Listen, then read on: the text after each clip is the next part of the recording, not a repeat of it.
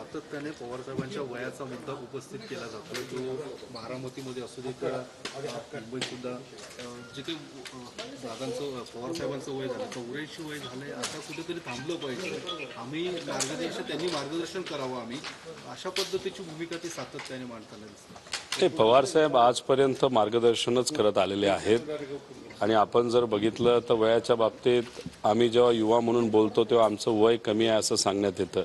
आम्ही बच्चे आहोत, आम्ही लहान आहोत, आता आमचं वय 38 झालेलं आहे। या वयामध्ये आदरणीय पवारसाहेब या देशाचे सर्वात यंग असे मुख्यमंत्री झाले होते आणि जेव्हा पवारसाहेबांबद्दल बोललं जातं तेव्हा असं सांगण्यात येतं की पवारसाहेबांचं वय जास्त आहे। मला असं वाटतं की या सर्व नेत्यांचं जे वय आहे, कोणाचं 65 आहे, कोणाचं तरी 70 आहे, कोणाचं तरी 63 आहे, हे जसं जसं वाढेल तसं यांचं मत येईल यांचंच वय योग्य आणि बाकी मुला मुलींचं आणि सर्व नेत्यांचं वय अयोग्य असं कुठंतरी यांचं मत असावं। त्यामुळे सगळ्याच गोष्टी, सगळीच पदं, सगळ्याच मोठ्या ज्या काही पदं असतील हे यांनाच मिळाले पाहिजे या हेतूतून कदाचित यांचं वय योग्य आणि बाकीचं अयोग्य। रोहित दादा, त्यांना अजितदादांना शरद पवारांच्या जास्त वयाबद्दल आक्षेप आहे, तसंच तुमच्या कमी वयाबद्दल पण आक्षेप आहे। तेच मी म्हणतोय ना, या नेत्यांचं ज्यांनी सत्तेसाठी स्वहितासाठी ते विचार सोडून दुसऱ्या पक्षाबरोबर गेलेले आहेत, ते स्वतःसाठी गेलेले आहेत।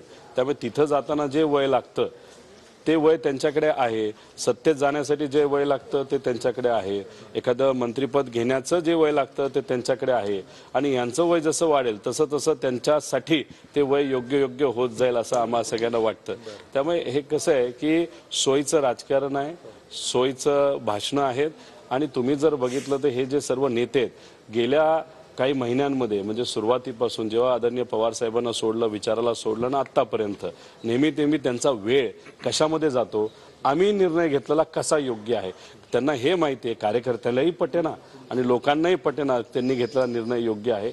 जे काही सर्वे आता बघितलेले गेलेले आहेत ते कुठेही हे लोक समजा उद्धव ठाकरे साहेबांचा गट सोडून गेलेले नाही तर आदरणीय पवार साहेबांना सोडून गेलेले, त्यांना कुठेही जनमत मिळताना दिसत नाही। काल जो निकाल लागलेला आहे त्याबद्दल काय वाटतं की राष्ट्रवादी अजित पवार तर अगदी निश्चिंत झालेले दिसतात किंवा काय पद्धतीने निकाल येणं कालचा जो निर्णय तसा बघितला तर सुप्रीम कोर्टाने दिलेल्या निर्णयाच्या विरोधातला निर्णय आहे।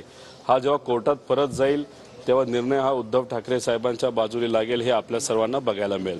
आश्चर्य आणि दुःख या गोष्टीचं आहे की अधिवेशनामध्ये आपण जर बघितलं तर आपल्या सगळ्यांची अपेक्षा असते गरिबाचे प्रश्न सुटावेत, सामान्य लोकांचे प्रश्न सुटावेत, ते तरी सुटताना दिसत नाहीत। तिथं फक्त नेत्यांचे प्रश्न सुटतात, नाहीतर जे आमदार सत्तेत आहेत त्यांना निधी दिला जातो, बाकी तिथं काही होत नाही।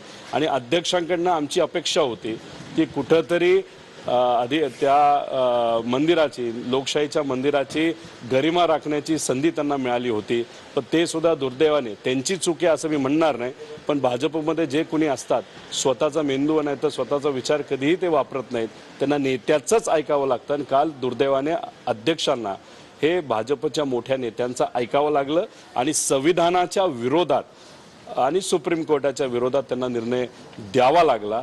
भीती ह्याचीच आहे येत्या काळामध्ये संविधान हे भाजपच्या काळामध्ये राहील का नाही अशी एक भीती आम्हा सगळ्यांना वाटायला लागली।